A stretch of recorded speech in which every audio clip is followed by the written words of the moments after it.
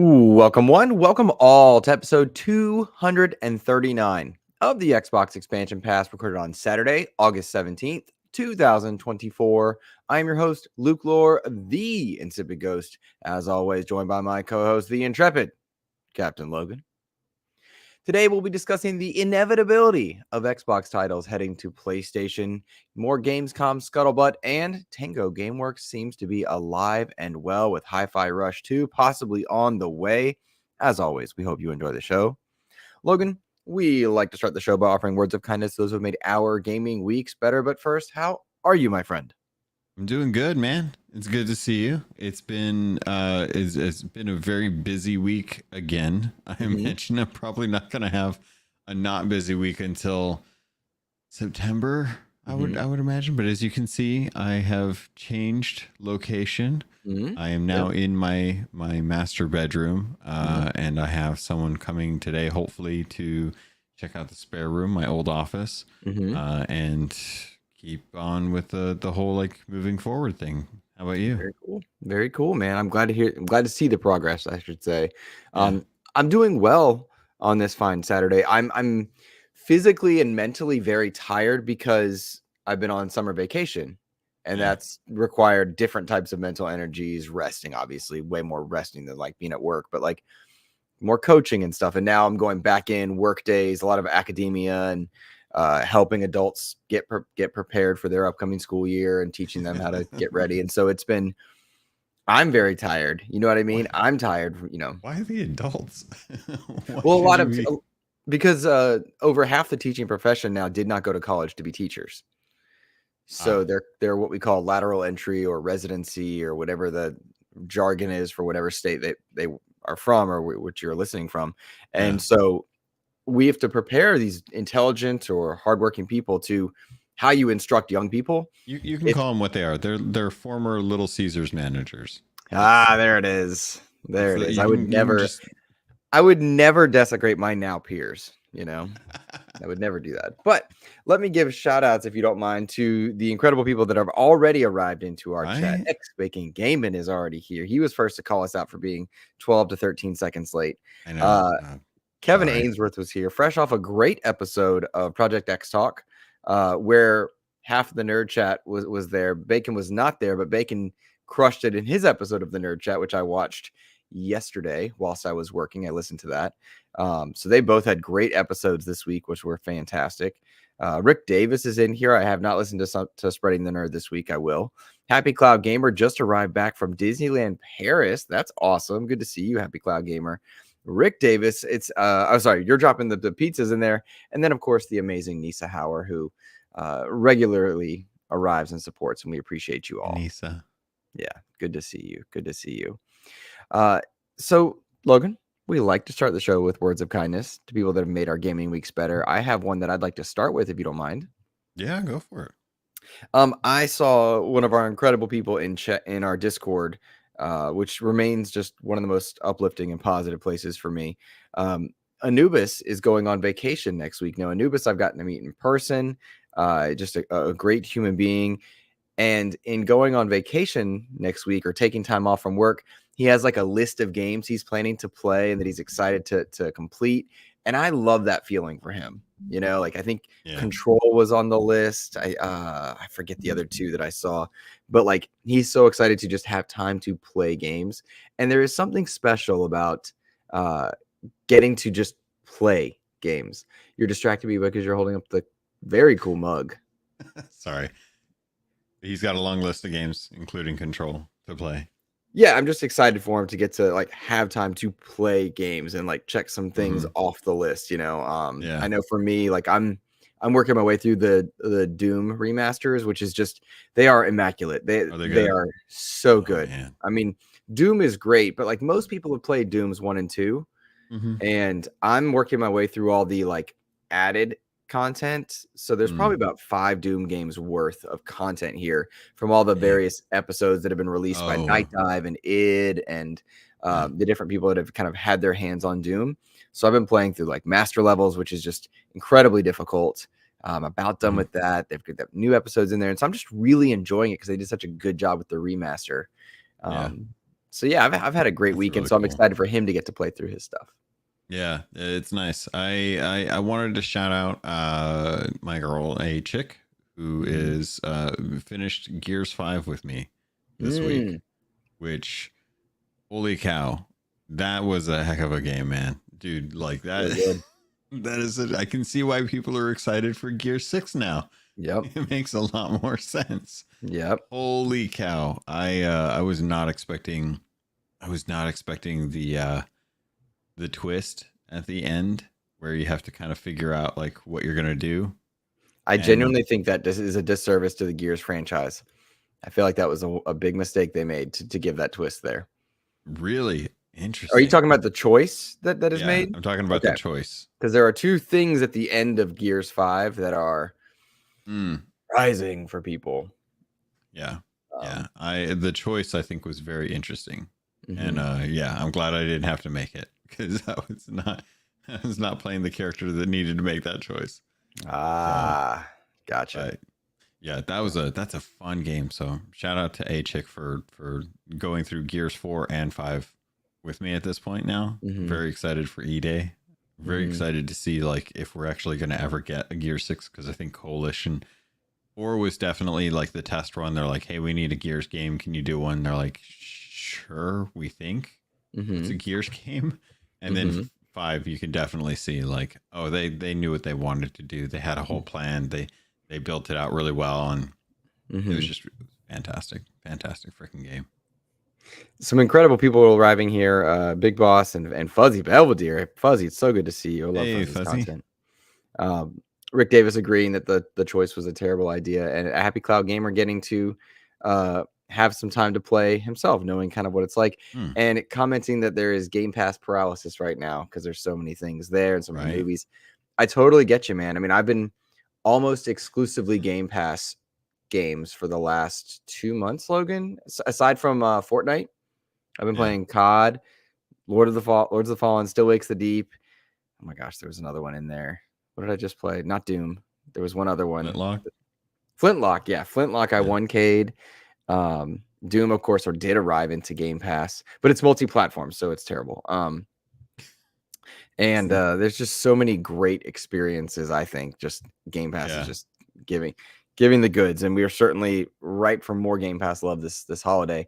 That said, you guys didn't like the sorry, I'm still hung up on the choice thing not being a good choice.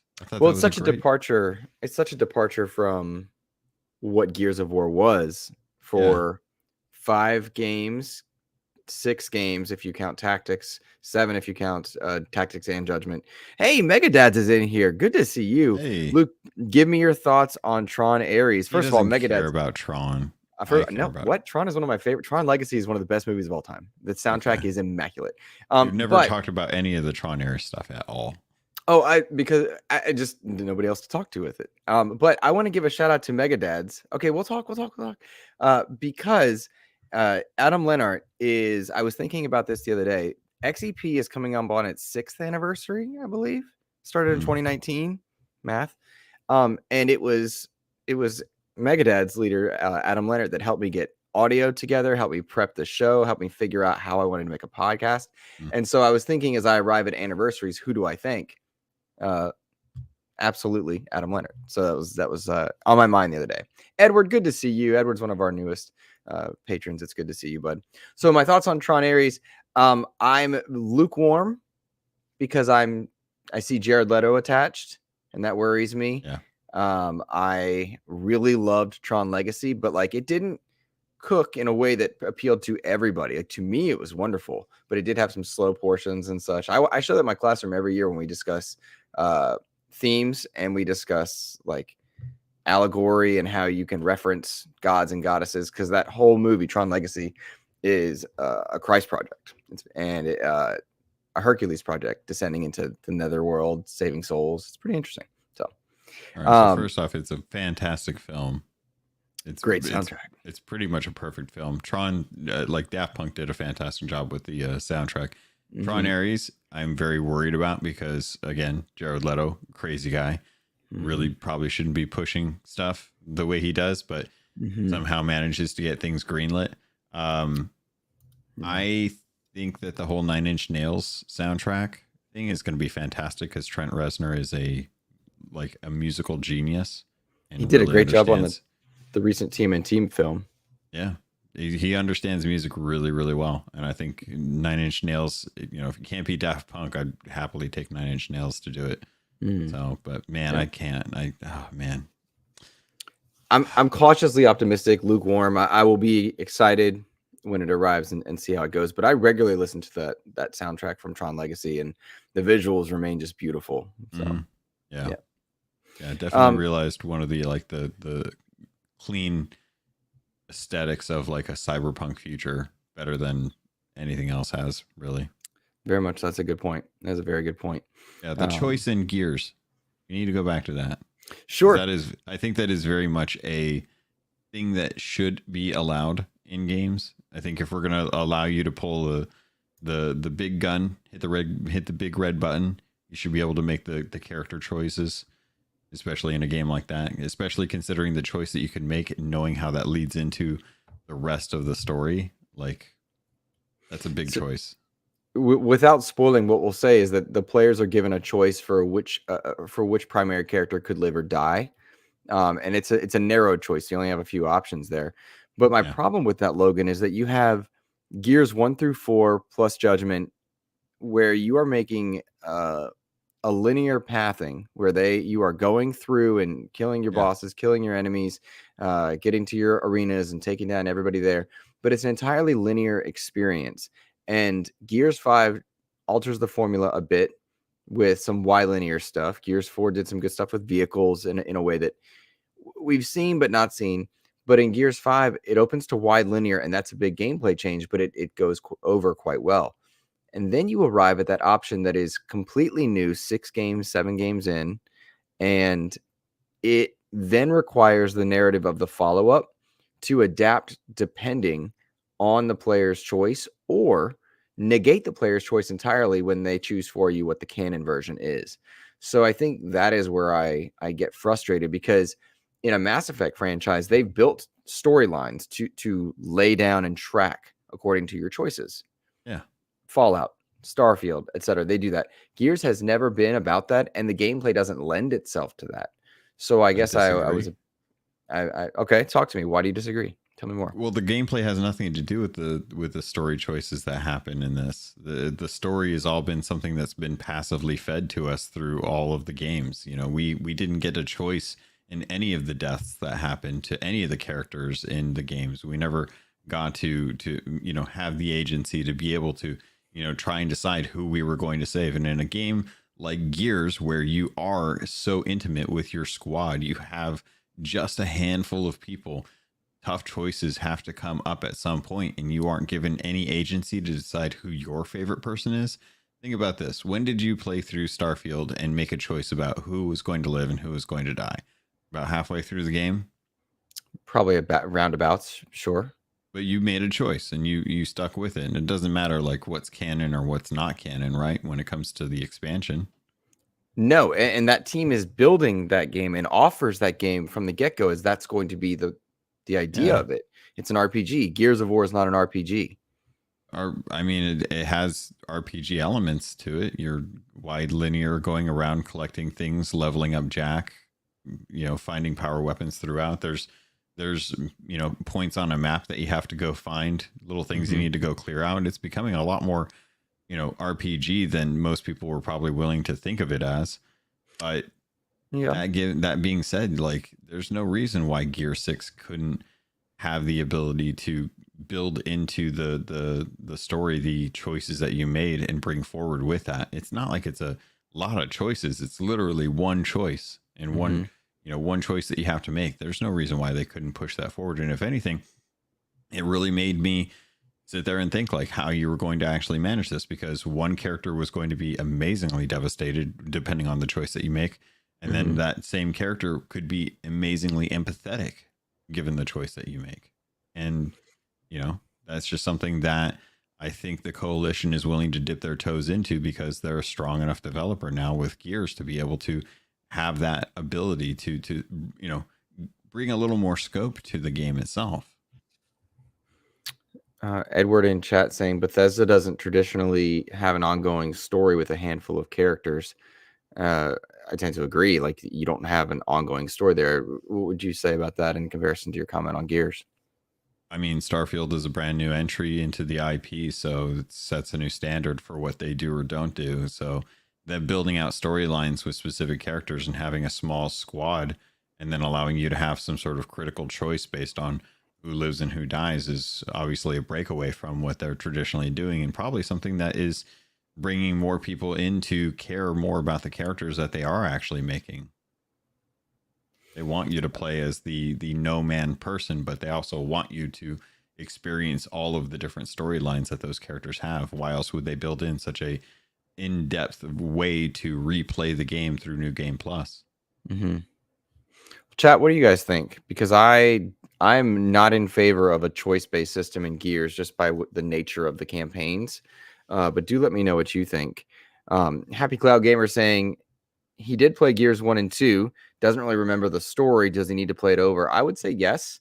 You should play 1 again. It sets a precedent and a foundation and a platform.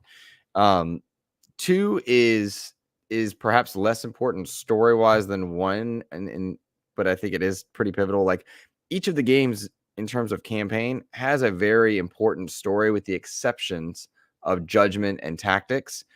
While I would recommend them, I think if you're just mainlining Gears of War, understanding what's going on, you want to have, the background that goes in there. Yeah. I will say that Gears 4 and 5 do kind of exist on their own. It's kind of like watching episodes 7 and 8 of Star Wars. You're going to be much better served for having seen the others, but if you're new, you're not going to be way off. But Gears 1 holds up extremely well. Gears 2 feels a bit dated, even with FPS boost and such. Just keep that in mind. Gears 3 is still my favorite. Is it? Interesting. Yeah. Interesting. Still really, really love Gears 3. It's just amazing. Amazing game. I loved it. I love seeing the Onyx guard quite a bit. Now, Kevin Ainsworth saying Gears 5 was his least favorite. And I find that interesting. I tend to disagree with Kevin on almost everything in gaming. Like, our tastes and preferences are pretty what's the they're diametrically opposed. Yeah. But I don't know. So I will say I'm interviewing a JRPG team on Monday for an upcoming JRPG called Keelhauled. And Kevin, if you're interested in that game, please feel free to send questions. That's for anybody in chat. If anyone is interested, DM me or send me some questions, because JRPGs are not my realm, but the game looks really interesting. So yeah. I love that Kev sticks around, because like you, me, and Sam all have the same like taste in games, and then there's Kevin, who's like completely into everything else. Yeah, but that's what I love about our communities. Like, I would much rather have people that are good to each other and excited, but don't lambast others, even if their opinions are different. So, hey, shout out to Abdel. He dropped in his Gears rankings. Says his top was Gears 1, followed by 3, 4, 2, then 5. And he adds a note that Hive Busters he thinks is better than 5.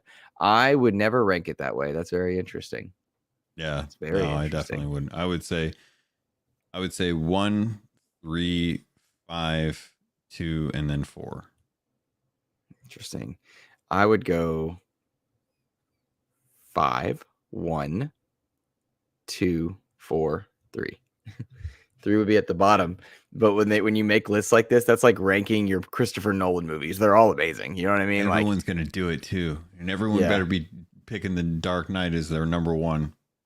Oh yes, well that's for sure. That's for sure. So, shout out to Big Boss. Says he actually prefers JD as the main protagonist, opposite of Marcus, the failed hero who still tried his best. That's a good point. So 3 gave him the Retro Lancer, says Abdel. Yeah, it's got a lot of kick in that thing.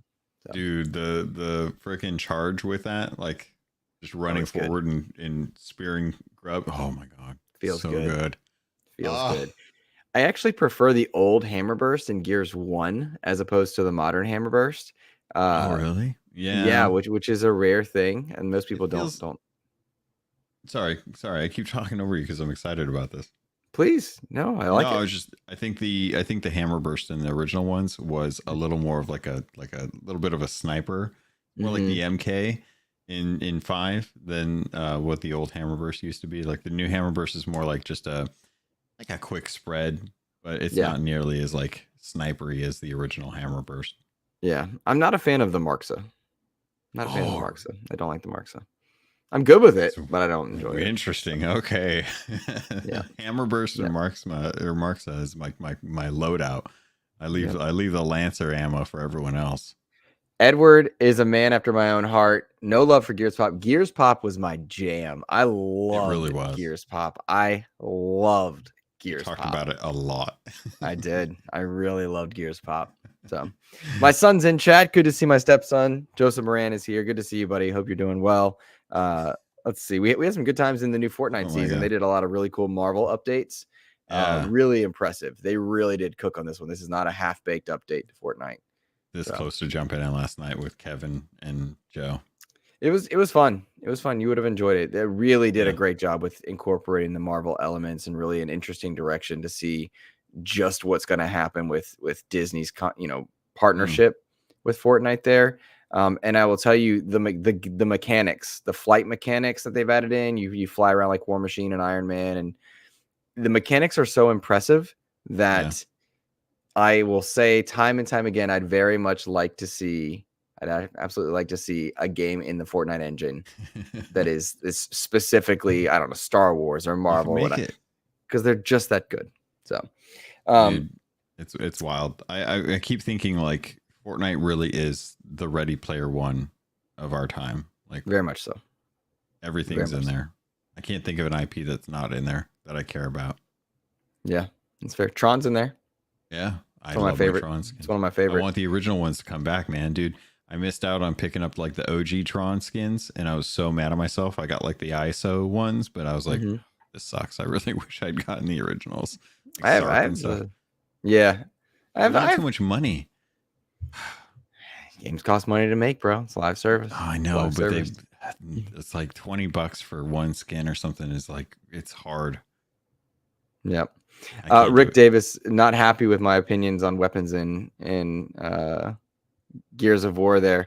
I get a kick out of how it's funny. Like Rick and I enjoy similar genres, not the same, but continuously diametrically opposed in like the minutia of it, which is interesting. So Fortnite is a staple in my house. Elliot and I were playing this morning, says Adam Leonard. Absolutely. Like it's genuinely, it's a very good video game, which is why all the IP, crossover elements and new themes and such do so well, because it has the gameplay first. And I think a lot of games forget that part. You need the gameplay first before you try to do certain things with it. And so that's with all the cross-platform elements that Microsoft is kind of implementing and all the IP they now own, they have the ability to transition Crash Bandicoot and Spyro and Master Chief and I don't know, whatever other franchises into other game genres, but they've got to make sure they get the gameplay right first. And I will say, prior to the acquisition, Call of Duty began implementing other IP once they kind of nailed down their formulas for Warzone and such, and so that's a big deal. So yeah, definitely. Abdel says, I may have 600 hours in Fortnite. It's a perfect podcast game. Play and listen on the side. Dude, I love a good podcast game. I'll tell you that right now. A strong point, especially with the audio visual cues for like footsteps and stuff. Mm-hmm. Yeah. No build all the way. Fully agree. Yeah. So that's something I do want to put in. I feel like I haven't said this in a long time, and then we'll move into our actual topics. Fortnite appeals to a lot of people for a lot of reasons, but it tended to, during its only build mode, push people away because you'd shoot somebody, they'd turn into the Eiffel Tower or whatnot. And I acknowledge that. I did not enjoy build mode at all. But once they created no build mode or took out build mode as a staple, like pillar game model, it became just a great third-person shooter. And that is there for people who enjoy it. So tangentially related to our Gears of War conversation, if you like a third-person shooter or third-person action games, third-person driving games, there are so many elements that intermix so well. And they've worked to add the music elements, which not quite as good as Rock Band and such. Like I have my my cool guitar. It doesn't quite work as well in Fortnite, but it is still pretty cool. And so I like the Ready Player One approach that they're having, but the gameplay continues to be the best. So we have some questions, and then do you want to go into some? We'll do our topics. To get into too. Yeah, definitely. Let's answer a few questions that are popping in as we go. This one comes from Big Boss. Says, Luke, have you played The Last of Us Parts 1 and 2? What are your thoughts on them? Logan, have you played 1 and 2 also? No, I've played both. You haven't played either. Okay, I've only watched the show. So Big Boss, and for anybody that's unaware, we love all consoles here. This is not a place to console bash. You know, we cover Xbox, we play games. I am not a big fan of the Last of Us franchise because I find them like emotionally difficult, right? But gameplay wise, they are incredible third person action games and whatnot. But I my heart hurts when I play them. I don't find a lot of fun in them. Could because they're so different from like my bombastic, high profile explosions, lighthearted type of games. That said, I much preferred Last of Us 1 to 2. I thought the journey of Joel and Ellie was wonderful in Last of Us 1. And I thought they really did a disservice to the first game by creating Last of Us 2. I will kind of say, without trying to be rude, I think the show was better because I think that story is better consumed as a show. But the show and the games are both wonderful. Like they're very high quality. The acting is top notch. The gameplay in the games is amazing. And so I submit that and say that I do not enjoy Last of Us as a franchise because I just don't enjoy. It's not happy to me, but I'm always impressed by it. I did think Last of Us 2 got a little long in the tooth. And really broke what made Ellie and Joel special, I thought. I'm really looking forward to. I have played like some of it. Like I've jumped into it. Obviously, I think I've gotten up to like the snow section, which now after watching the show totally makes sense. I couldn't find the strawberry field section in the game, so I was like kind of disappointed by that. Like where they, where the couple's like in the town that's all closed up, and they, he's got like the strawberries for him and stuff. You're being sarcastic, right? I'm being sarcastic. Okay, cool. I'm making sure because I was like, that's not a thing. That was its own episode, and that was the best episode of the entire Last of Us season. Episode. Yeah, it was so good. I truly bawled. Like sometimes people are like, "Oh, I cried and it was great," and they over emote. I bawled during that episode. Yeah, I was powerful, definitely weepy.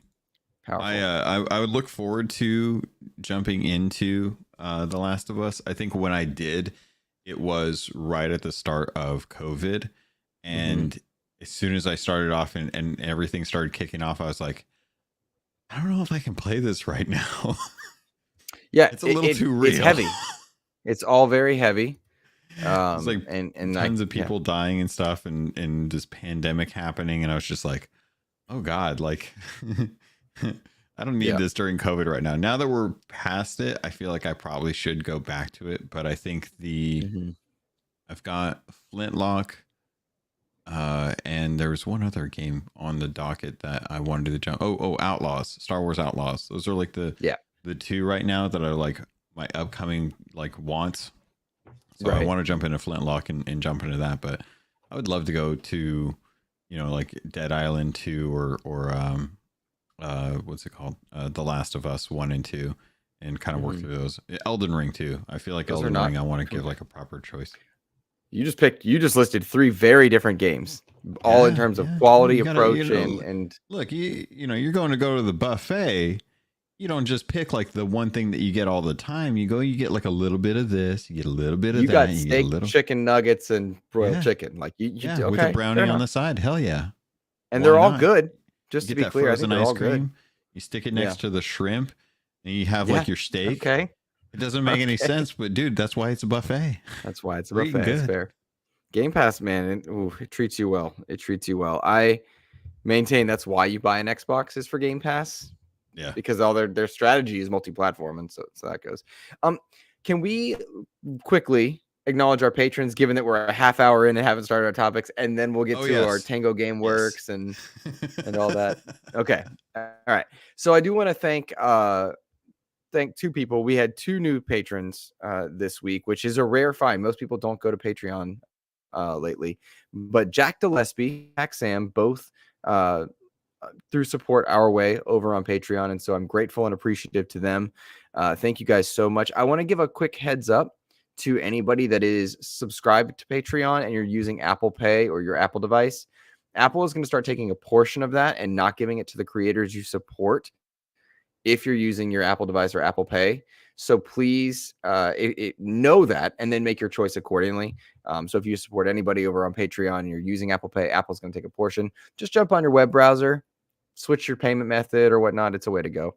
Hey, enjoy Alien Romulus, Adam. I hope you enjoy it, man. I'm looking forward to that movie myself. What's up, Nerd Chat? So just a quick heads up there, but thank you to Jack and Jampack Sam for our Patreon support. And if you don't mind, I'm going to go ahead and hit that video. And would you mind reading our incredible Patreons? Heck yeah. All right, go for it. As always, we like to thank the Patreons who are supporting at the tier 2 and tier 3 levels with shout outs during the show. And as such, I want to shout out the names this week coming to you from all of the love and support that we appreciate from you. Chris, 1H1D, Nicholas Johnson, Ellery Woods Parker III, Rob Frawley II, Tao Zochi, Randall Thor 19, Silkenit, African aka Charles Jones, Game Positive, Jampack Sam, Matt Valdez, Neo Prime 33, Rick Davis, Red Beast, Xbox Mike 29, The Lord Sir Master James Suddy, Brendan Myers aka The Winter Gamer, Sony's VP of Marketing Kevin Butler, Clint Coombs, DJ Hero, and Dano12. Thank you all so much for your support. As always, we appreciate all the love and care that you give us. And this is never something that is required, but it is very much appreciated. Very much so. Very much so. Particularly just given how things are. So that financial support's appreciated. So, all right, Logan, lots to break down here this week. And thank you guys so much for writing in questions. If you do put in questions in chat, we'll save them for the end of the show, unless they're about our actual topic at this point. So, Logan, Tango Gameworks. Xbox shuttered Tango Gameworks not too long ago.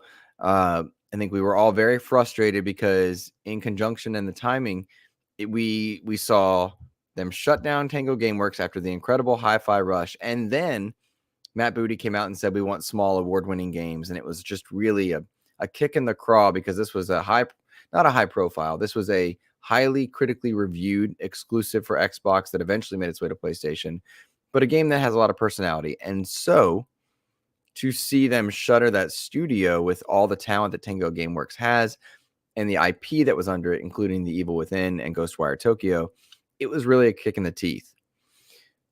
Flash forward to this past week, roughly 6 days ago at the time we're recording this, and Krafton Incorporated, the publishers of PUBG, have acquired Tango Gameworks, but not necessarily all of the IP. Xbox is keeping Tango Gameworks' Ghostwire Tokyo and Evil Within, but Hi-Fi Rush remains with Tango Gameworks. So it seems like that's the future there. I have seen some ridiculously silly takes that I think were very knee-jerk reactions to seeing like, oh, someone let it go, and now that somebody else is picking them up. But I want to remind people, if you don't mind, that Krafton Incorporated publishes PUBG, and they made this deal after Tango had been closed by Xbox, and nobody else picked them up. Because while I was bummed by the decision to shutter a studio in Japan, of all places, there was not a likelihood that Tango was making money for Xbox. And the fact that not Sony, not EA, not Ubisoft, not Embracer picked up Tango Gameworks was telling. It was telling. And to see that Xbox is retaining Ghostwire Tokyo and The Evil Within, it is, I think, a good deal all around, but I'm cautiously optimistic for Tango, but not necessarily upset, right? I think I was upset when Xbox first did it, but more time passes and the projects we know that were in production, not in production by Tango, it's like the decision does make sense. So, I mean, Hi-Fi Rush came out on PlayStation and didn't move the needle anywhere. No one talked about it at all. No PlayStation. Better on PlayStation though. It did. It did, but I think a lot of hullabaloo was like PlayStation bias, when really it was like, no, the game's just been refined, much the way I expect Black Myth Wukong to review better when it releases on Xbox, because a lot of those bugs will be cleaned up and such. So we'll see. That'll be interesting. Yeah, I got a lot of thoughts on that. I'm looking at Rick Davis losing it. I know. Can I just say, Go for it. I think it's Please. awesome that Crafton is like picking them up. I think it's great that the studio, or that the publisher, is even welcoming back any employees that were let go. I think that's a great way for publishers to, like, this is an acquisition, but it's an acquisition as a result of Bethesda and Xbox letting go of the studio. And the fact that they're retaining the IP rights for Ghostwire Tokyo and Evil Within says to me that they realize that those are IPs that they want to continue. Otherwise, why keep them? If it's, especially if they're willing to let go of something like Hi-Fi Rush. Hi-Fi Rush, excellent game. Why wouldn't they want to retain that as well and just have those rights exclusive to them? So in this deal, it's very interesting to see what Xbox values and what Xbox doesn't. I honestly think that you're right, that the fact that Tango Gameworks didn't have another Evil Within like really kind of kickstarted already, or at least like an expansion or a sequel kind of in the kettle starting to stir for Tango, speaks a lot about like where they can make cuts, who's going to feel it the least, where they're not going to lose like an amount of investment into a game with a studio. So I think right now it's one of those situations where this was the smart call for Xbox, because we don't know what the repercussions of this would have been if they'd kept them. Like, yeah, sure, they would have had a studio in Tokyo, but where would they have had to make cuts elsewhere? This was like an entire studio that they were able to let go. Those cuts had to get made. And if those cuts got made somewhere else, like for another studio, we would have been saying the same thing. Like, how could Xbox do this to X studio? How could Xbox do this to X game? And it wouldn't matter. But Tango didn't really have anything else beyond Hi-Fi Rush. So this was a good opportunity, much like Arcane Austin, where they'd wrapped up on a project, and much like a lot of things, it's like someone else will swoop in. There will be a publisher that looks at this and thinks, oh, I can make that a Spirit Halloween store. This is going to be great. And they'll pick it up, and then they'll do some really fun stuff with it. Some of it may work out, some of it may not, but Xbox letting them go is just a natural part of the business. It sucks, yeah, but we're now just kind of accustomed to the fact that studios are going to get laid off if they don't have any promising projects. Yep. No, you're absolutely right there. I do have a poll running in chat right now. Should Xbox have kept Tango Gameworks alive or kept them underneath the banner? But when I look at Xbox, which is making, I will say the word shrewd business choices, and I that part may be subjective, but when I'm looking at a gaming industry where you're shuttering studios, publishers are letting people go, there's layoffs galore, and games are taking 5 and 6 years to make across generations for one entry to come out, and then some of them just don't sell or don't make it, then to me, I want people to adapt and survive to keep the industry going, because as much as I don't like decisions that Xbox has made regarding exclusivity and such, it's also what's kept them alive. They managed to survive an Xbox One era where Lord knows they were kicked way off the boat, and they swam a long way back to stay in this race and to stay in this industry. And if that's what keeps them alive going forward, I'm okay with that. I don't necessarily, it's not my first choice, right? Like, obviously my preferred platform, I want to sell well. I want more of my franchises. But I remember the era where a Halo game didn't take an entire generation to come out, where we got Halo 3, then ODST, then Halo 4, right? Like, Halo's, no, I'm sorry. I'm just going to abandon that point. My point is, I want games to come out at a good cadence, and I want good things to happen for the franchise I like. I think So there's that's hard to do. yeah, I think the way I tend to think of this is it sucks. It will never not suck when studios have to do layoffs. There will always be people impacted by this. I think the way that they do layoffs is really bad. People finding out via social media that a studio's been laid off before they've actually been like had that to me is the cowardly way to do things. So that's why I'm glad to see like the studio getting picked up. But it is not uncommon for layoffs to happen. I think they need to be done a lot better. I think there need to be more negotiated concepts around like the idea of letting go an entire studio as opposed to let's trim down some of the teams so that we aren't necessarily like Bungie was a good example. I think the way that Bungie handled its layoffs was probably the safest way that they probably could. I think that it sucks that it happened. I think Pete Parsons was, a terrible person for managing that studio, and I'm glad that like Herman Holst and them are kind of grabbing that studio and saying like, okay, we don't want to get rid of the studio because we paid money for it. So let's try and salvage what we can. And what we'll do is we'll try to pull off some of these really, really talented creators to work on different things, including some of the incubation games that they're currently working on. So it's tough and it sucks, but it's going to happen regardless. You just hope that it doesn't happen to the studio that you care most about. And Tango definitely was that for a lot of players. And it makes me wonder, how good could a Ghostwire Tokyo 2 or an Evil Within 3? I think 3 or 4. 3 is the next one in line 3 to come out. Okay, I'm not crazy. I think those prospects are there, but who knows if they're going to have any of the charm or beauty that Tango brought to those franchises when they were the main developers. Like, it's possible. Look at Coalition. They've taken over Gears.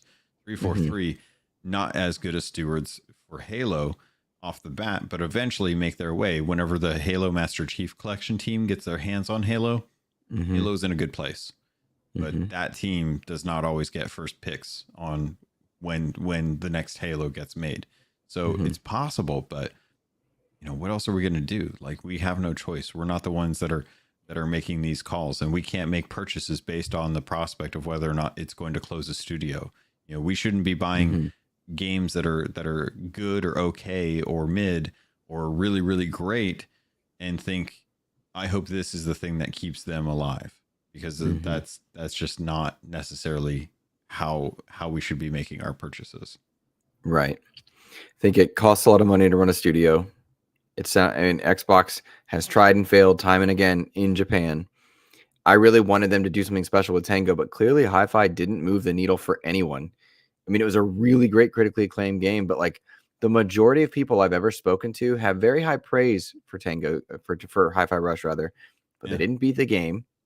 They likely didn't purchase the game. The PlayStation audience received the game and didn't even blip on their radar, right? It did not blip on their radar. And so it's very difficult, we know, for any game of any caliber to break the top 10, given that Call of Duty and Fortnite and Roblox and Minecraft and I forget what the other live service ones are, have such a stranglehold PUBG. on what PUBG, maybe GTA, like they have a stranglehold on so many gamers, and very few gamers diversify. Like I'm an outlier. My buddy TKO Asante is an outlier. Like, we play so many games.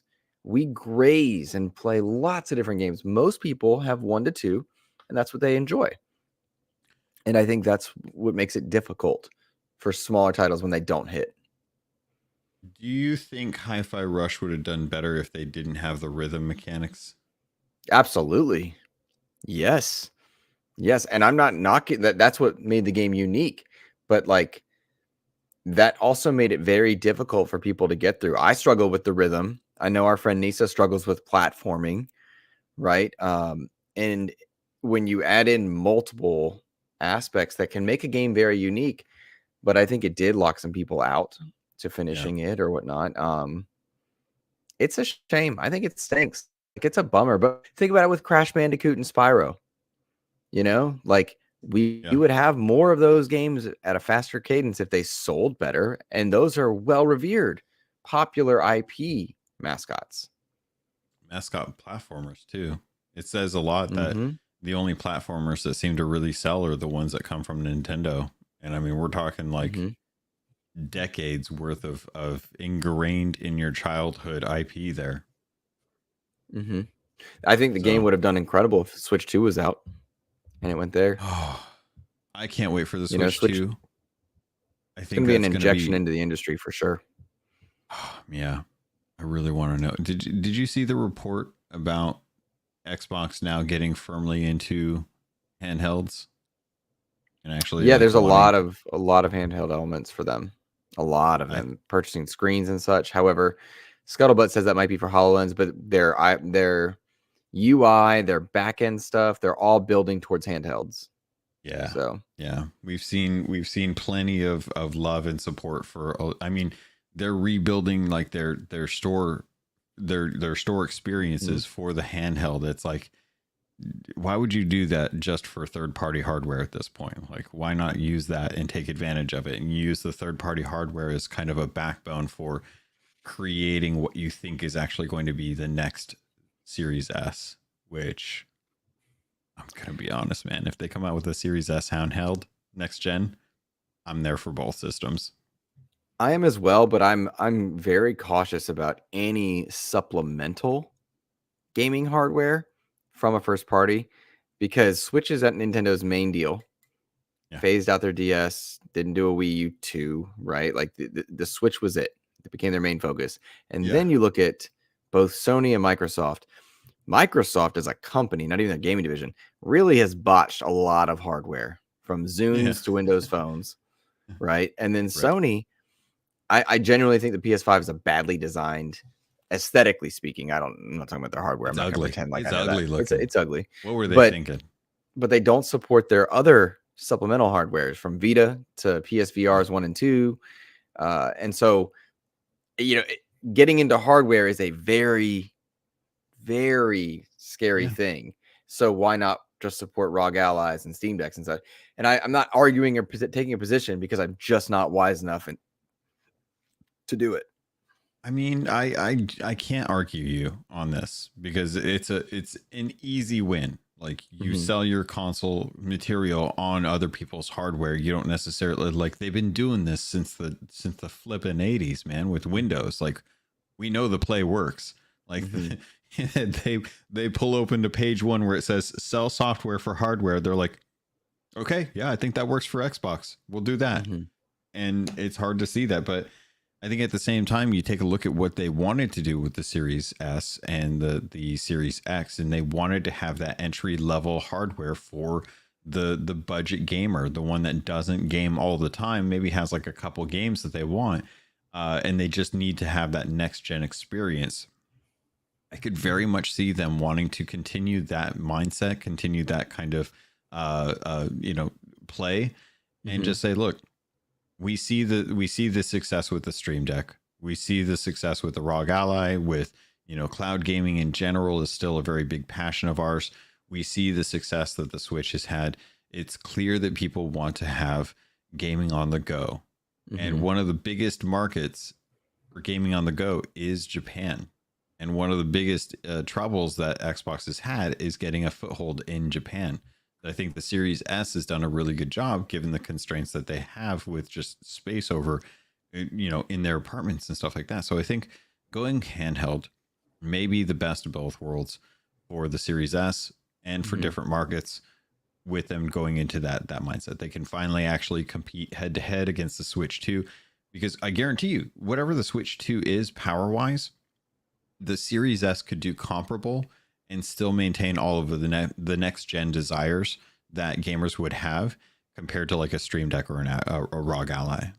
But Logan, why go head to head with Switch 2? Like Switch is outselling everything. Because you believe in your IP, you believe in the games that you're building. They now have so many publishers that the IP is going to slowly like seep its way into, like, look at Sea of Thieves. Sea of Thieves 2018, people wrote off Sea of Thieves. Sea of Thieves is now multi-platform and one of the biggest games Xbox has right now.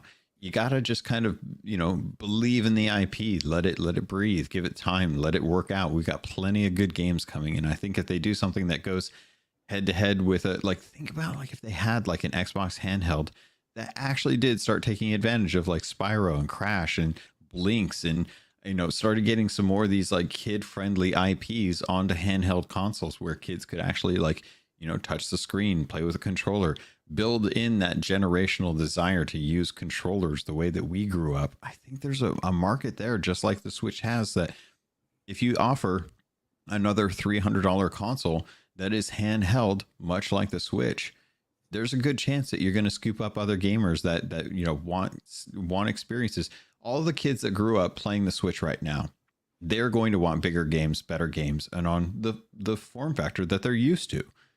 The Switch, having like an Xbox Series S that's handheld, is a great way to graduate a lot of the kids that grew up playing Animal Crossing, Mario Kart, and Super Mario Brothers.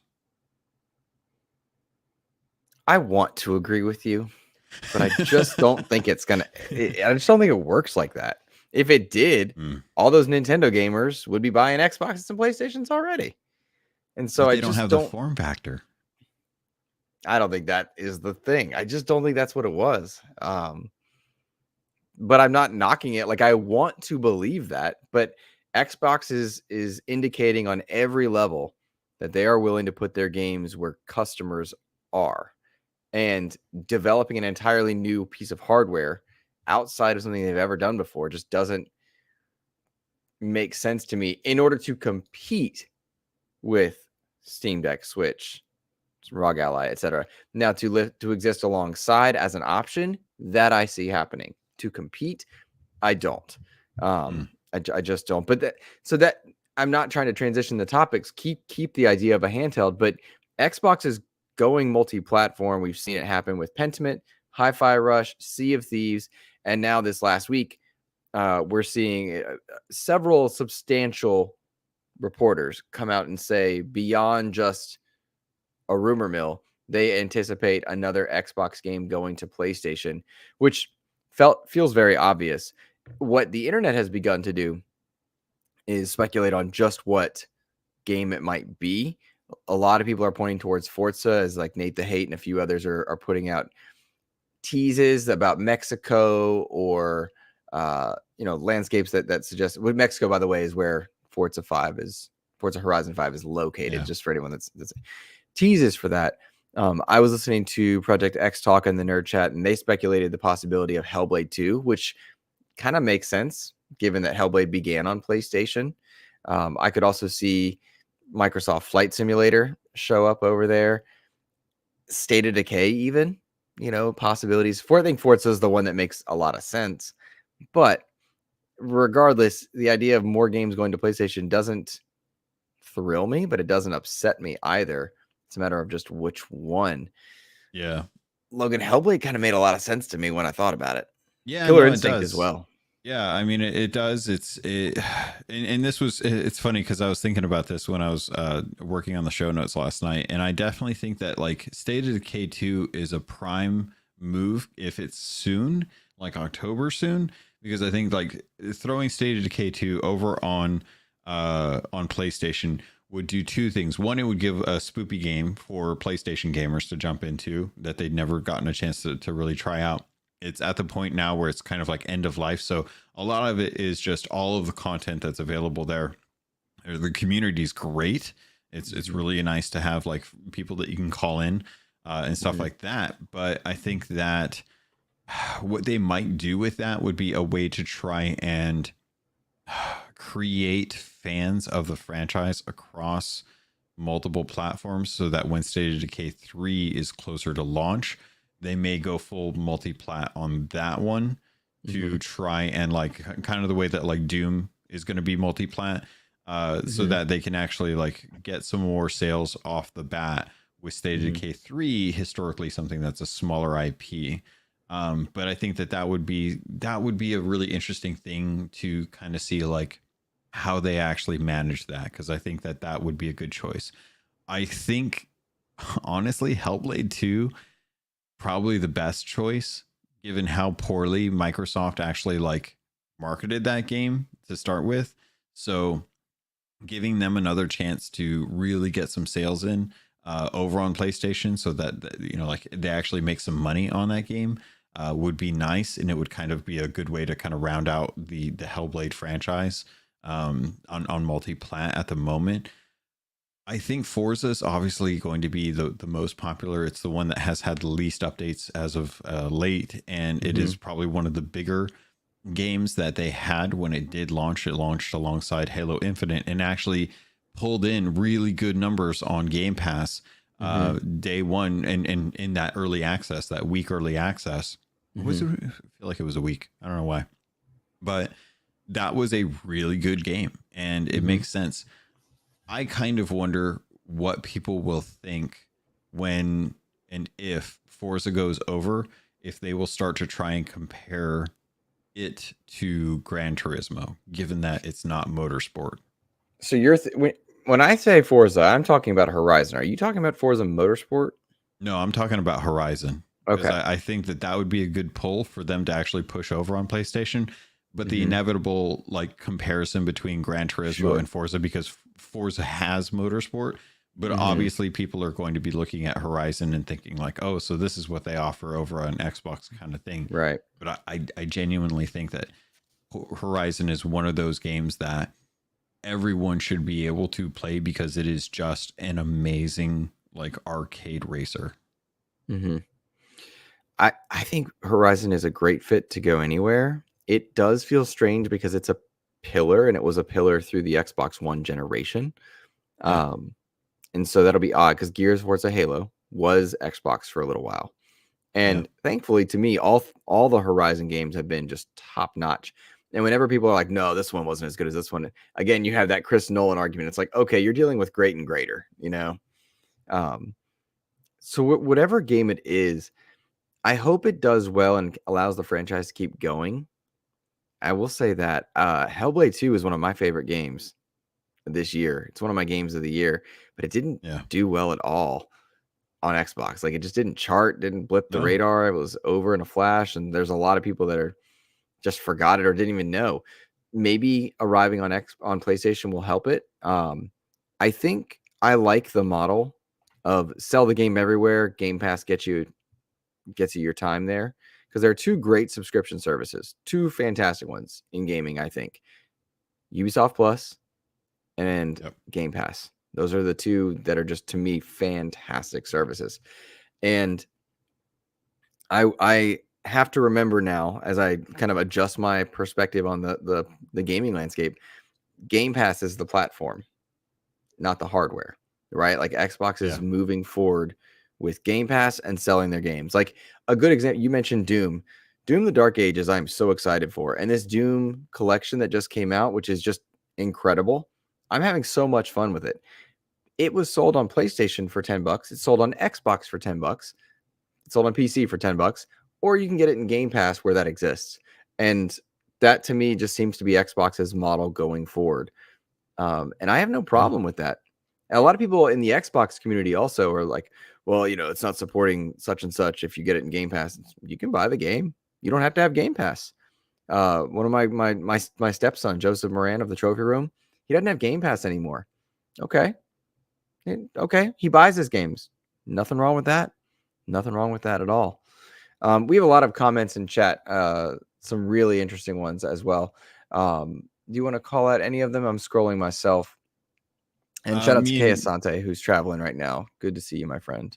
Gave you a shout out earlier. Rick Davis as well. And I are debating about whether or not Forza would be compared, or Forza Horizon would be compared to Motorsport. And my opinion is that if you take one exclusive from another console and you put it on another console, regardless of like whether or not the exact same style game there's going to be comparisons. You take, I'm trying to think, you take Hellblade and you stick that on PlayStation, people are going to sit there and say, oh, well, it's not nearly as good as God of War. And it's like, okay, slightly different game, same concepts, obviously, like settings, you know, gameplay style, but it's not going to, like, they're going to get compared. That's just how gamers are. Sure. And then of course Digital Foundry will do the how does the game run on PlayStation versus how it runs on Xbox and yeah, and there's whatnot. going to be comparisons made, and those comparisons amplify the game overall. You know, the talking points and whatnot. So it would be interesting. Happy Cloud Gamers thinks the next game going to PlayStation is Redfall. Oh man, it hurts. It hurts. Should have been early access, man. Should have come out in October this year. Yeah, it's just crazy. It would have been a much different thing. They really needed to rethink some of the core functionality of that game. I think forcing players to back out of the game to add players in was a huge mistake. It should have been a lot more easier to like drop in, drop out with the co-op on that one, so that people could actually just have like a person, like a set state in that. Yeah, them not being able to do that was really hard for the game, because it didn't incentivize people wanting to jump in randomly to come play with people. You know, just it's like Diablo, where you can just drop in, the minions of hell get stronger, and then you know that's how it works. But I get why they couldn't. Yeah, it's a long story there. Now I do think it's funny as we look at the multi-platform strategies by Xbox, by PlayStation, etc. And with all the turmoil that's happening around Bungie, which is an absolute disarray, we talked about it last week and whatnot. I think it's funny that PlayStation now, by default, in some ways, is also publishing multi-platform with MLB The Show, with its Bungie titles and Destiny, with a lot of its games going over to PC, Concord launching on PC. There's a lot of aspects there. Hey, Soil Tech, good to see you as well. Lego Horizons. Lego Horizons is going multi-platform. Multi-platform is the future for a lot of companies, and for a lot of the companies that we are used to having exclusive. Il Ray Tito in chat suggesting like give Hellblade a year or at least 6 months. The idea of something being exclusive for 6 months and then making its way over, fine. Also, but again, like Doom: The Dark Ages should always stay multi-platform. But would Hellblade, if it's exclusive for 6 months and then you sell it other places, does that bother you? I think we're just having to adjust in a healthy way, move the goalpost now for what success looks like for a game. And if they survive to make the next game, maybe that's success, right? I don't know, but moving goalposts in social conversations is different than studios living and dying, franchises living and dying, you know? Yeah. Does that make sense? I agree there. Mm-hmm. Yeah. I'm glad that we're seeing things become more multi-platform. It's getting closer and closer to the point where no longer do you have to concern yourself with which one box you're going to get for Christmas. It's now more of a likelihood of where is your gaming library and where are your friends. And the more games can be cross-platform, the less likelihood it matters, or the less it matters where your friends are, because then you can just jump in with it. Like, how many times have we jumped in with folks who are either on one of the ugliest consoles ever made or the PC Master Race? Like, it happens all the time. Yep. Sea of Thieves, Fortnite, COD, those were kind of our 3 live service ones. And they're in all of those places. They're in all those places. I think the one ecosystem we don't interact with is Switch, just by nature of like our gaming groups. Nobody knows how to get into that wall. Honestly, I think that's what it is. Really? Oh yeah, I think they've got their walled garden.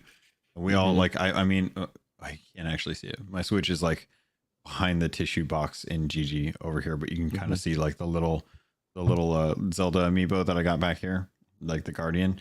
So it's hiding, but it is back there. But like, I don't know anyone that is like ritualistically on their Switch to play like games on the regular basis. So that, and they just don't have voice chat.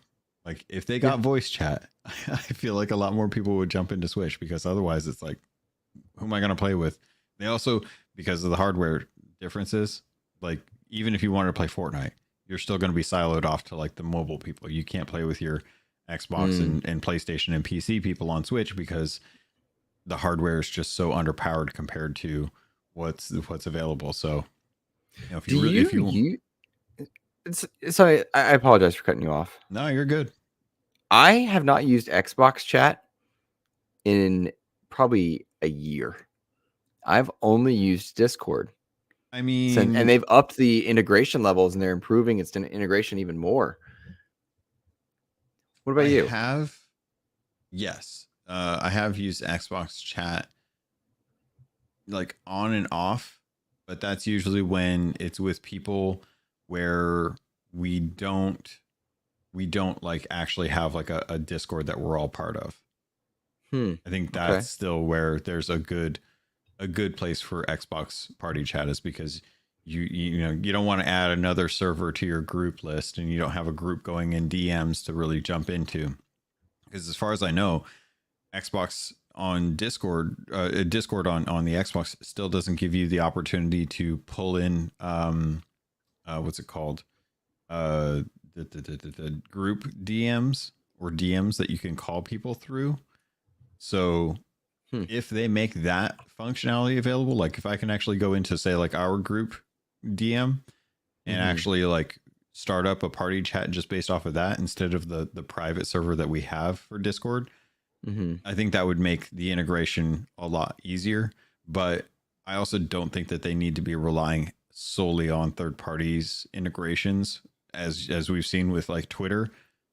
When you start when companies start to make choices and they start revoking access to features, things like sharing screenshots on X is not a thing. Like, people just don't do it anymore because you can't. Right. Yeah, well, they've turned off so many integrations. Yeah, that's true.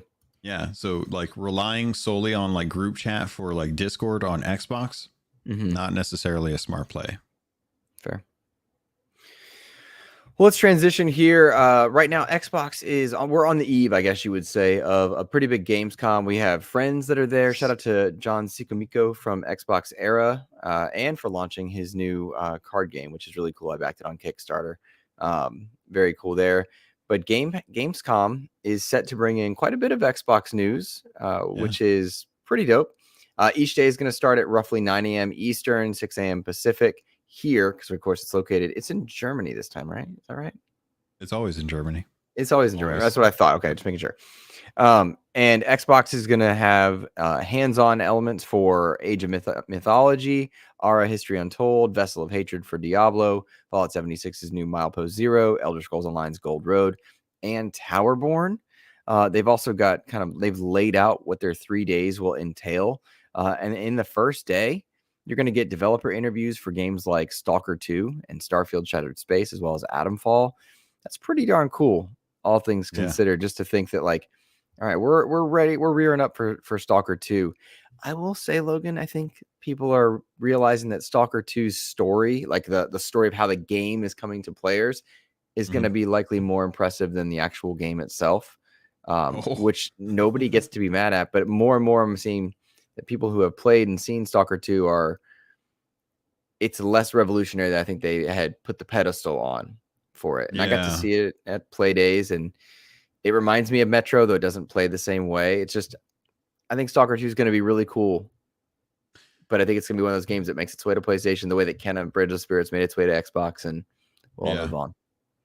Do you think Stalker 2 is one of those games that's going to end up becoming like another Atomic Heart, where everyone jumps in to check it out? They like some of the similar elements that it has to previous games or other games in similar franchises, and then that's just kind of it. Like, is this one of those ones where Xbox is like, we think this is a really fun opportunity for a studio that doesn't have the leg up that many studios get, or have after having established successes, to be able to like really give the game an opportunity to a larger market. And they believe in this being one of those games that they're like, hey, Stalker 2 is going to be a solid 7, but we also believe that this studio has the opportunity to give a good experience to people that they wouldn't normally get if there was just like a full price tag associated with it, and Game Pass offers that. I'm thinking, because I don't think with Atomic Heart, people were turned off by a lot of the dialogue, the writing, and then there was a bit of controversy around the Russian elements of it, because there were Russian developers involved, and then Russia invaded Ukraine or roundabouts at the same time. Yeah. And that took some of the spotlight away from the game. But I think this is going to be one of those, oh, it's cool. It's in Game Pass. Check it out. Good game. It's very realistic. I think it's going to develop a niche audience as opposed to a mass appeal, right? I think at first glance, you've got a mass appeal first-person shooter that was coming exclusively, and there were a lot of spotlights on it. But over time, people are realizing it's a bit different than that. And so I think that's really going to be the tail of the tape on that one. Yeah. Stephen Mutu with a $2 super chat. Thank you so much. First super chat of the day says Xbox will go Sega if more first party titles go. The idea of them going fully multi-platform or being just a third party provider. There is a world where I think that does happen, Logan, but I think that's the world where there are not many hardware manufacturers anyway because things are apps. But I do think there is a correlation between Xbox's trajectory and Sega's, but I don't think it's a 1-to-1 trajectory. See, that's really tough because personally, we've seen Xbox doing really, really well outside of hardware, and hardware is like the one thing that they're having a hard time with. But so is all the other manufacturers out there. True. So it's really hard to say like if Xbox would actually go full Sega. I think that honestly, Sega going multi-plat and just being a publisher was probably the best thing that Sega could have done. I still stand by the fact that the Dreamcast is probably one of the best consoles that was ever made that just did not ever have an opportunity to really live. I mean, it still remains like the best place to go play Legacy of Kain and Soul Reaver 2, which is just now getting like a re-release on the Evercade in the UK, which I'm really jealous about. What is the Evercade? So the Evercade is a handheld. It's a little handheld and it has little cartridges, and you buy the Evercade and it's just like a Switch, but think of it like a Game Gear, like a really awesome Game Gear. And that's what the Evercade is, but it's only available in the UK. You have to order it across seas if you want it. And the cartridges are like, they have like the Tomb Raider trilogy, the original Tomb Raiders through there. It's like, I don't know. It's kind of like your, what was the name of the game? The Ant Online? Antstream. You mean Antstream? Antstream, yeah. Think of it like I use Antstream all the time. Antstream is awesome. Yeah, so think of it like that, but with physical. And that's kind of like what the Evercade is. Think of like a Sega Game Gear if it were Antstream Online. And that's what that is. But that is like the license is now up. People are actually starting to like take a look and like see what they can do with the Soul Reaver franchise. But Dreamcast was the best console that Sega ever made.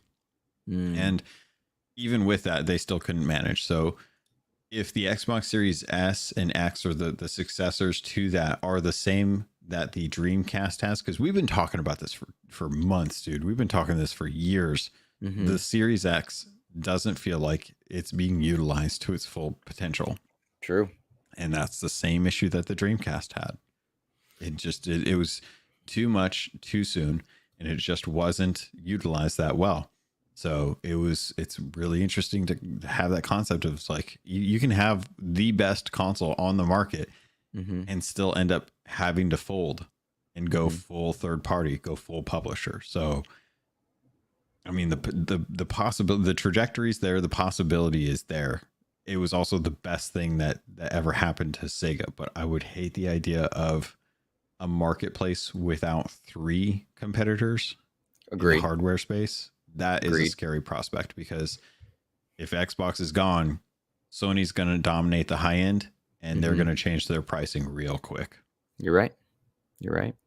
Stephen Mutu follows up saying he would be concerned if the Xbox brand kept going multi-platform. I think a lot of people would. Portal Player says, Mr. Lohr, what would your channel turn into if Xbox abandons hardware? We would become the PlayStation expansion pass. Pretty excited about it. Yeah, looking forward to that. So I will say unapologetically, of course, as Xbox continues to change its pathway, as someone who covers Xbox, that of course has us evaluating, what do we do with the show? What do we do with our coverage? How do we change, alter? if Xbox as a brand were to disappear and we wanted to keep making content, this would just become the expansion pass, you know.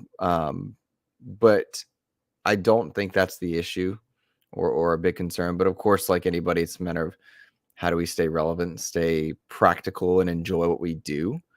And we've been able to do that, you know, because people listen and enjoy it, and we enjoy making it. And so somehow, some way, it would stick around, right? And XEP is kind of its thing. Xbox is changing, so we are just enjoying people growing with us, you know. Yeah, I think I think if Xbox were to go away, I think nothing would change about the show. We would just cover more games, and at that point, agreed. All right, let's see here. Oh, Portal Player following up. Saw a rumor that Indiana Jones will be delayed to 2025 too. That would be terrible. I don't know if it'd be terrible, but it wouldn't look good. Like it wouldn't look good.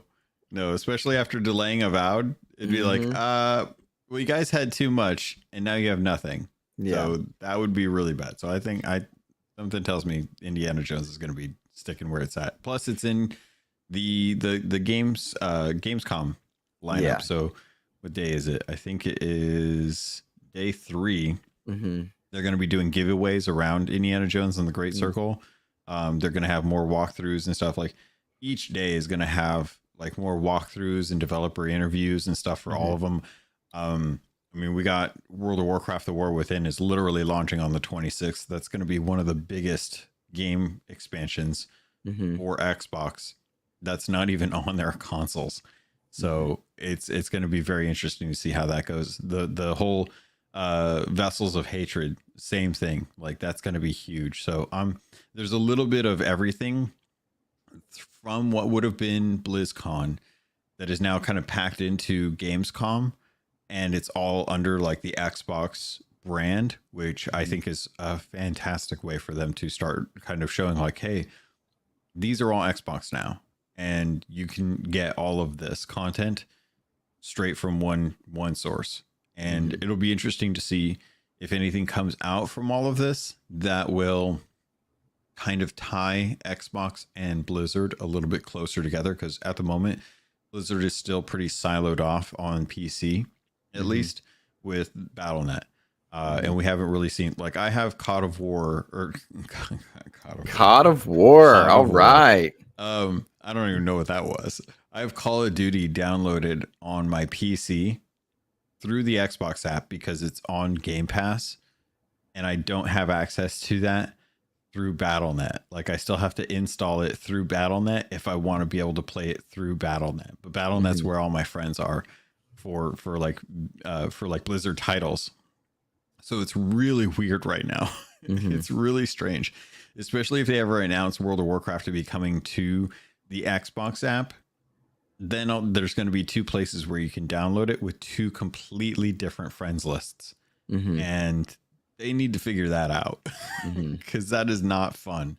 It's really weird to boot up Battle.net launcher and see Call of Duty there and have it give me advertisements for Black Ops 6 and think, I have 4 installed, or I have Modern Warfare 3 installed right now on my system, but I don't play it through my BattleNet app. It's weird. So they gotta figure something out with that. But I'm really looking forward to these 3 days. I wish I thought ahead and maybe like requested the time off to be able to like watch these and do responses and stuff.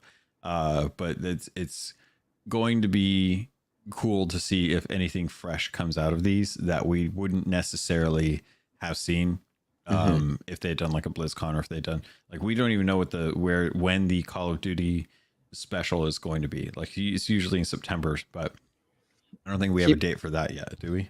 Keep an eye on Split End 89's coverage over at gamingtrend.com, because he's going to Call of Duty next, and he regularly interviews Treyarch. He's got good stuff going on. And I will say, as far as the reports of like, is this game delayed? Is that game right ahead of shows? Rumor mills spin up in a unique way. So just be aware of who it is that's talking about it, who's reporting on it. And I think that will be helpful. If you're Schreiers, your Grubbs, your Totillos, Nate the Hates, Special Nicks are saying this is imminent, you're more likely to have it than Joe Schmo on whatever forum. Yeah. So Especially the Joe Schmo on the PlayStation trophy room. Oh gosh. Yeah. I gotta say, I try to discipline him. But his mom doesn't want me to hit him. So yeah. Well, that's her job. I know. That makes sense. I know. Joseph Moran, trash human being. Edward acknowledging something in chat that I think is still kind of cool. Switch is about to be the best selling console ever. Yeah, it's on track to be the best selling console ever. That's kind of cool. That's just cool. Wild, man. It's so wild. I mean, they started the game. You know, they really kicked off the home entertainment system, and kudos to them. They've lost multiple generations. The 64 barely sold. The Wii U barely sold. No, come on, man. Don't even you go. No, I'm upset because the N64 gave us some of the greatest games that are consistently, and the Wii U had some of the greatest games. So it's like the hardware fails, but the software is still so good, but they just don't know how to market the hardware. They're like 3 controllers on a controller, or 3 handles on a controller. Sure, people will figure that out. No, they didn't figure that out. The Wii U, it's like a handheld, but not a handheld. Plus, it's not like an attachment to the Wii. And people were like, I don't know what the hell this thing actually is. So they consistently fail on the hardware side, which is why I think the Switch is going to be the best selling console, because it's so like dumbed down for everyone. It's just like there's one console and it has 2 sides and it has a screen in the middle. You can't mess that up. Nintendo used to sell 2 different things, now only one, technically selling less total. I don't think that's how you should look at it. That's a strange way to look at it. And Portal Player never had a 64. Game prices were ridiculous. I remember vividly going to Target. We were going to get a 64 because I really wanted to play Star Wars Rogue Squadron, and the guy would talk to me out of it. Get a PlayStation, cheaper, get this game with it. And then there were way more PlayStation games, and demo discs were dope. I don't know, man. I remember pre-ordering Legend of Zelda Ocarina of Time and it being $60 at Toys R Us. I even just found the other day when I was moving stuff, my old zip open folder cover for 3-ring binders that it was the pre-order bonus for the Legend of Zelda. It has a little patch stitch on the front of it that has the logo for it. So I know that they were expensive Switch games and stuff, but the console was $50, man. The console was nothing. Let's transition just a touch over to some smaller topics. Black Myth Wukong came out this past week on PC and PlayStation. It will eventually come to Xbox. That's a whole bit of a hubbubaloo there. Interestingly, review codes only went to console. Sorry, pardon me. Let me back that up. Review codes did not go to the console space. They went only to PC review codes. And Black Myth Wukong's PlayStation outing was ripe with bugs. And so that's interesting. Sorry, Rick Davis. Did I misspeak? Rick Davis, Black Myth Wukong comes out this week. I must have already said it was out. I meant to say reviews are out now. Largely, Metacritic's got it in the low 80s, 83 or so, right in there. Interesting to me is that the PlayStation version is ripe with bugs. There's no console version for Xbox, and PC seems to be the way to go. This game looks cool to me, but it sounds like it's going to be one where you're okay to wait. I kind of wish they'd showed up in January, and they were trying to get ahead of the rush for fall. And I know that we talked in our Discord last night. It's tough to put a game out in January because you want to keep working on it right up to release to eliminate it and smooth out anything, but you got the holiday in there, and I get that. But when a game's launching with issues, PC and console, we got a problem. And so it's a bummer. But this is a game I'm going to play eventually. But like Kenna Bridge of Spirits, I'll play it when I can, when I want to, that kind of thing. Yeah. This is one of those ones that, because it's a Souls-like, I'm probably not going to be too interested. I always love the Goku, Monkey King concept in mythology for what it is, but it's this is one of those ones that I'm probably not going to really check into. It is definitely a little concerning, and I think we were talking in the XEP Discord, I saw some comments about how it feels like, oh, it's kind of like what happened with Cyberpunk. You know, it's a little questionable about the quality of this game. So I think Xbox getting it later is probably going to be for the best. The later, the better, because honestly, whatever issues are coming out for PlayStation and PC, they'll probably get some flack and they'll probably start putting people on it, and they'll probably have to figure out like how it actually, how they're actually going to be able to address those before they get the port out. So I personally, I think I'm fine with that. I did read it's less Soulsy and more actiony, and I think that's what kind of Rick Davis is saying. It's more like Ninja Gaiden, in the same way, at least in my mind, from what the coverage I've seen, similar to how like Flintlock has some elements, but it's not a Souls-like. You know what I mean? I think people might misconstrue it or use it as a buzzword to try and sell. Yeah, you know, but just not as much. So regardless, interesting. A game that I hope does well, because I do want to play it eventually, but I'm not struggling to make my brain make it work. You know what I mean? Yeah. So Let other people test it out and jump into it later on. It'll chances are a lot of these games tend to have like a 1-year deal on Game Pass, so chances are Black Myth Wukong will, you know, it'll be around on Game Pass for a hot minute. I would kind of agree with you on that one. I do kind of agree with you there. So I do wonder if we get some shadow drops into Game Pass at all for Gamescom, or just in general for Gamescom, man. You don't think Hollow Knight's coming out next week? Come on, man. Yeah, no, that game doesn't exist. Sorry. And really, do you really even care? Most people, come on. No, I don't think that we'll necessarily get any shadow drops. It feels like August is always kind of like the reminder before Christmas. They're all like, oh, hey, by the way, did you remember we announced all these really cool games that are coming? So, you know, get excited for that kind of thing.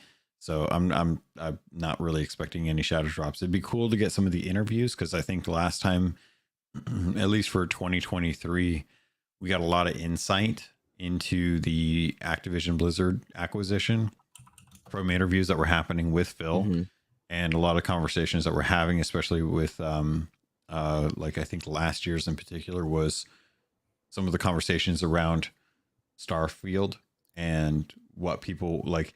Those were the interviews where it was like, oh, well, you know, they said that you're going to have to play 40 hours before you really get into the game. And it's like, I don't know if I want to do that kind of thing. Right. So it'll be interesting to see what happens just from a press perspective, because right now I don't think there's anything that's really hanging up Xbox press wise that they would need to have like Phil or anyone come out to kind of do any kind of spin for it to assuage questions. Maybe around Avowed would be maybe like the conversation about why delay Avowed. Is it because the game's in trouble versus is it just too crowded of a holiday? But outside of that, I expect that most people probably get hands-on with games. They'll probably do some new trailers for some of it. But I think this is just kind of them going with the hype train for the holiday season before we start to see some of these releases come out. I agree. I saw a Portal player in chat saying he felt like the summer's been slow for gaming. I don't feel like that, but I've also been enjoying stuff that was in my backlog. I've time and again, and listeners are probably exhausted with it. All the games from Game Pass that I've just been playing through. Flintlock was a newer release. Doom's a newer release, but there's a lot of games that I'm also looking forward to. And I'm curious what you are, because like right now for me, when I'm done with Doom, whenever I decide to put that down, I'm going to go through Kenna. They were kind enough to send a code over for Kenna Bridge of Spirits. I'm going to play through that one, or at least, you know, put some time into it. And then it's Star Wars. After Star Wars, maybe Space Marine. Like Space Marine 2 is probably it. Somewhere in there, I'll probably mess around with Age of Mythology. That game looks cool. It teases my Halo Wars part of my brain. And then we've got COD and Assassin's Creed. Stalker is in there. Indiana Jones is in there. Like there's a lot of stuff that's coming in. Satanist, I'm sorry if I'm pronouncing your name wrong, because I see it as Sea of Thieves. Yes, It says is it is okay. Cool. Gotcha. It says you've been playing Signy and the old Doom games recently. Shout out to you for playing Doom. But Signy looks dope. That's a really cool like bullet hell side scroller shooter. That looks really neat. I wanted that. I actually put in a request for a code for that one. Didn't hear back. I want to play that game. That's awesome. That's awesome. So what are you looking forward to playing, Logan? Dude, I'm not gonna lie. I kind of want to get into World of Warcraft War Within. Like I always play the expansions and I always like go through the story, but I haven't really kept up with the story this time around, so I'm still kind of lost on what's all going. But they've been releasing some amazing like animation videos to kind of catch you up on some of the characters lately. And dude, it's World of Warcraft. It's hard not to like feel like I get that itch and I'm just like, oh God, I really want to go level a Death Knight or Demon Hunter. But outside of that, honestly, Star Wars Outlaws, I still need to get through Flintlock, and I'm playing with the idea of maybe doing co-op on Elden Ring because I hate Souls-like games. They're so bad. I think if you go into Elden Ring, whether you do co-op or not, if you go into it with the right mindset, you will find that it's one of the best games ever made. If I go into the right mindset, they feel like, oh, I love Souls-like. It's like, oh, of course I'm going to probably have. I'm not a Souls-like person, and this is the exception to my rule. Like I truly think, if you're feeling it and you're interested, go in slow. Don't over prepare. Don't under prepare. Don't feel like you have to beat somebody. Doesn't matter what equipment you use. Don't listen to any of that garbage that people spew out that send people away. Go in and enjoy it and just walk around and figure out what you like. And then when you need help on a boss, you call somebody in. That's what I did with Lords of the Fallen and Elden Ring and stuff. Yeah. Give it the chance that it deserves. But if you're not in the right mindset, don't sour that taste for yourself. That's the thing is I'm just not into those games. So it's like Baldur's Gate 3, man. Like I gave that game a lot of time, and I still could not even get past Act 1. I was like, this game is just too much of a mess for me. I can't handle it. And the same, every time I look at Elden Ring, I look at that menu system, I look at that inventory system, I'm like, this sucks. There's so many more beautiful, elegant ways to handle inventory and UI things that I'm just like, I'm sure the gameplay's fun. I'm sure people have a blast. It's a great game, but dude, every time I look at that and I keep thinking, how much do I want to lose to one stupid move just to have to run back and get all that junk again? It just it murders my fun every time I want to look at that. So that's why I'm looking at Outlaws, Star Wars Outlaws. That's why I'm looking at Warhammer 40K Space Marine 2, because that is going to be such a good game. Oh my god! I saw a headline the other day where someone was like, it's the Xbox 360 game that's coming from the dead kind of thing. Like I can't wait for that. So outside of that, it's probably going to be Diablo and into Black Ops after that. But dude, it's so hard because Sea of Thieves is popping off right now. And season 4 is going to be coming, or season 14 is going to be coming not too long, where they're going to introduce like stealth mechanics and a grapple gun. There's so much going on. It's going to be hard to justify, but I honestly think that like Outlaws is probably going to be the next big game that I look forward to, and then definitely Space Marine 2 after that. Like, oh, can't wait for Space Marine 2. Remember that games aren't work. I wanted to put that in there. Put it in our chat. Our 2023 theme was Find the Fun. 2024 was that games aren't work. So if you're going into Elden Ring and worried about inventory, if you're feeling like you're working, don't play it. That was part of the problem is every time I went into it, I kept looking at all the ways that they have like their inventory and their UI management and stuff. And I'm just like, this is not elegant. I don't like this. I would much rather be playing something else. And that's usually what happens is I jump into something, either gaming with other people or jumping into like staples that I play all the time kind of thing. I get that. Rick Davis had a question for us if we were interested in Astrobot. I like a good 3D platformer. I will probably play Astrobot eventually. That game looks really, really good. I don't see myself in because like this, and listeners probably are aware, like we're starting back at school. Yeah. I will be swamped because I'll also be coaching until probably November. So I'm 10 to 12-hour days, sometimes 13.